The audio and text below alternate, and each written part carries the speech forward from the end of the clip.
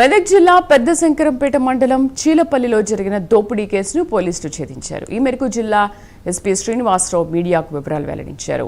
చోరీకి పాల్పడిన నలుగురు ఒకే కుటుంబానికి చెందిన వారిగా గుర్తించినట్లు చెప్పారు. నిందితుల వద్ద నుంచి సుమారు కిలో బంగారు ఆభరణాలు, 1 కిలో 7 గ్రాముల వెండి ఆభరణాలు స్వాధీనం చేసుకున్నట్టు వెల్లడించారు. సంగారెడ్డి జిల్లా సిర్గాపూర్ మండలం బిబ్యా నాయక్ తండాకు చెందిన జయరాం నాయక్ తన కుటుంబ సభ్యులతో కలిసి దొంగతనానికి పాల్పడినట్లు తెలిపారు. నిందితులు జయరాం జాదవ్ తల్లి మాలీబాయిని అరెస్ట్ చేయగా పరారీలో జయరాం బావ ఇప్పు సింగ్, చెల్లె సాంఖ్య ఉన్నారని చెప్పారు. నిందితులపై మెదక్, కామారెడ్డి, నిజామాబాద్ జిల్లాలో మొత్తం 17 కేసులు ఉన్నాయని వెల్లడించారు ఎస్పీ. 14వ తారీఖు అర్ధరాత్రి మన సంగారెడ్డిపేట మండలం మెదక్ జిల్లాలోని చిల్లపల్లి గ్రామంలో ఒక 5 ఇళ్లలో లాక్ చేసిన అవసరంలో మన దొంగతనం జరిగింది.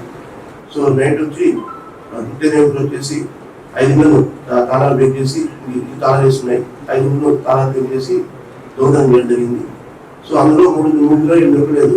కానీ ఒక ఇంట్లో మాత్రం 3 తులాల గోల్డ్ పోయింది. ఇంకో ఇంట్లో మాక్సిమం గోల్డ్ అంటే దాదాపు 3 తులాల గోల్డ్, అలాగే 2.5 కిలోల సిల్వర్ దొంగిలించబడింది. దానికి సంబంధించి మాకు తెల్లారి మనకు 15వ తారీఖు రిపోర్ట్ కంప్లైంట్ రావడం జరిగింది.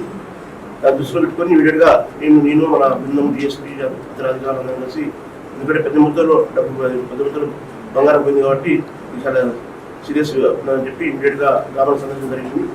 వచ్చేటప్పుడు మనం ఆ ఇళ్ళని చూస్తే వాళ్ళు అన్ని లాకేజ్ ఉన్నాయి. ఆ ఇల్లు కూడా లాస్ట్ ఊరికి చివరిలో ఉన్నాయి. మొత్తం 14వ తారీఖు 5 నెలలు చేశారు కాబట్టి మనం 5 కేసులు కట్టాము.